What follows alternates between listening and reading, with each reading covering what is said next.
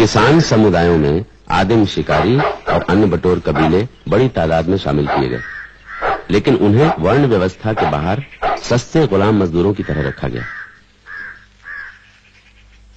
गुरुदेव, कुत्ते ने भूखना बंद कर दिया। उधर कोई है जो हमारे शिकारी कुत्ते पर बाण छोड़ रहा है? अवश्य इन जंगलों में रहने वाला कोई निषाद होगा। चलो चलकर देखते हैं। सबसे पहले की अछूत जातियों में थे दो शिकारी कबीले, चांडाल और निषाद। महाभारत की एकलव्य की कहानी में उत्तर वैदिक काल में ऐसे कबीलों के प्रति व्याप्त रवैये की झलक मिलती है।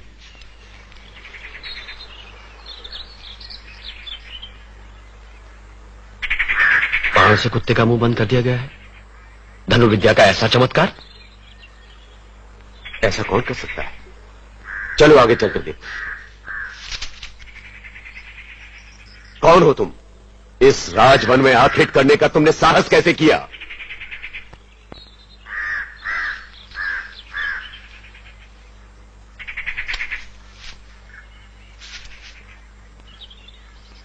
गुरुदेव, मुझे आपका आशीर्वाद चाहिए। मुझे गुरुदेव कहने वाले, मुझसे आशीर्वाद चाहने वाले तुम हो कौन? इससे पहले तो मैंने तुम्हें कभी नहीं देखा। गुरुदेव, मैं एकलव्य नाम का एक निषाद हूं। अपने ही कबीले के सरदार व्याधराज का पुत्र हूं मैं। गुरुदेव, आपने मुझे पहचाना नहीं? मैं आपसे पहले भी मिल चुका हूं। 10 वर्ष पहले मैं आपके पास शिष्य बनने आया था। तब आपने मेरी प्रार्थना को ठुकरा दिया था। ठीक ही किया था मैंने, क्योंकि मैं केवल ब्राह्मणों और क्षत्रियों को ही शिक्षा देता हूं, तुम जैसे निम्न वर्ग में पले हुए व्यक्ति को नहीं।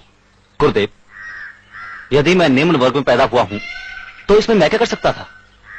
मेरे पास चुनाव की कोई सुविधा थी क्या? गुरुदेव, मेरी प्रतिभा और कुशलता का कोई मूल्य नहीं।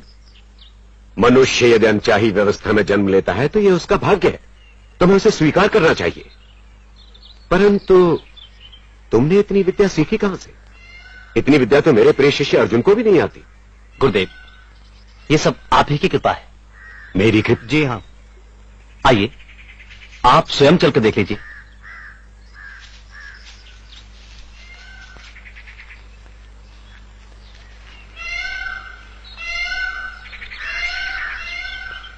गुरुदेव, ये मैंने आपकी प्रतिमा बनाई है। इसी से मुझे प्रेरणा मिलती रही। गुरु के बिना भी इतना ज्ञान, तुम धन्य हो एकलव्य। राजकुमार, आज मैं जो कुछ भी हूं गुरुजी की कृपा से हूं।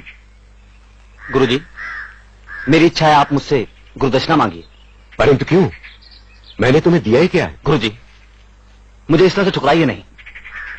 गुरुदेव, क्या आप सम्मान चिन्ह के रूप में भी गुरुदक्षिणा स्वीकार नहीं करेंगे? भला इसमें क्या दोष है? आप इसकी अभिलाषा पूरी करें गुरुदेव। अच्छा, तुम आग्रह करते हो तो, परंतु तुम दे नहीं पाओगे। क्यों नहीं दे पाऊंगा गुरुदेव? आप आज्ञा तो कीजिए। रहने दो, तुम दे नहीं सकोगे। क्यों नहीं दे पाऊंगा गुरुदेव? गुरुदेव, मैं कौरवों या पांडवों सा पुत्र बेशक ना हूं, लेकिन व्याधराज का पुत्र हूं मैं। आप कहें तो अपनी पूरी संपत्ति आपके चरणों में रख दूं। नहीं, धन नहीं चाहिए मुझे। तो फिर?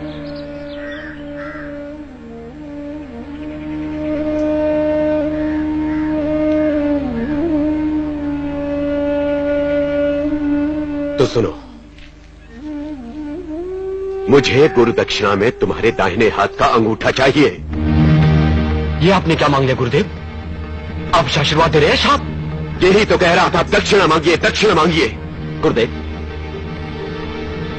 मैं आपको अपना अंगूठा जरूर दूंगा, लेकिन एक प्रश्न पूछूं? कैसा प्रश्न? गुरुदेव, क्या कभी आप अपने इस अर्जुन से उसका हाथ मांग सकेंगे? क्या कभी भीम से उसकी भुजा मांग सकेंगे? और मांगेंगे भी तो क्या वो देंगे?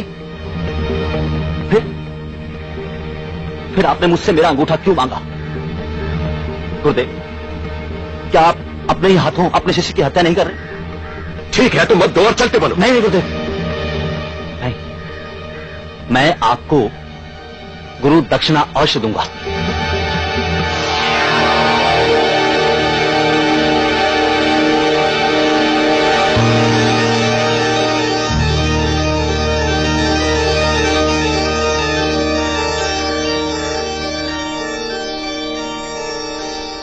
लीजिए गुरुदेव अपनी गुरु दक्षिणा।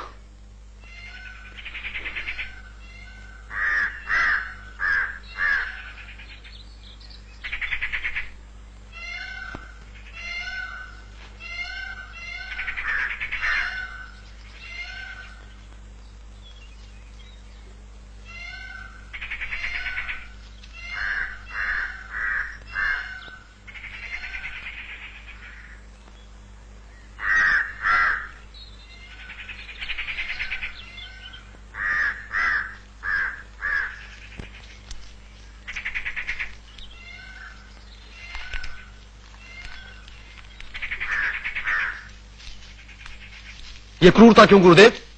धर्म की व्यवस्था के लिए।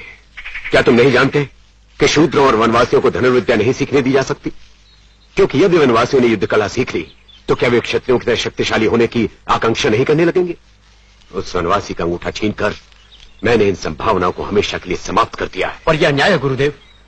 यदि उस वनवासी को योद्धा बनने की अनुमति दे दी जाती तो अवश्य वो एक दिन तुम्हारा प्रतियोगी हो सकता था। मगर आपकी सहायता से मैं सीख सकता था कि उसे कैसे हराया जाए। नहीं अर्जुन, तुम उसके सामने नहीं ठहर सकते थे। तो क्या इसीलिए आपने? हाँ, क्योंकि मैंने तुम्हें वचन दिया था कि तुम इस युग के सबसे बड़े योद्धा, सबसे बड़े धनुर्धर होगे, और आज मैंने अपना वो वचन पूरा किया है। नहीं गुरुवर, क्योंकि आज संसार के सबसे बड़े धनुर्धर को मैं अपनी आंखों से देख चुका हूं। अब जब कभी भी मुझे संसार का कोई सबसे बड़ा धनुर्धर कहेगा तो उस समय एकलव्य का अंगूठा विहीन दाहिना हाथ मेरी खिल्ली उड़ाएगा।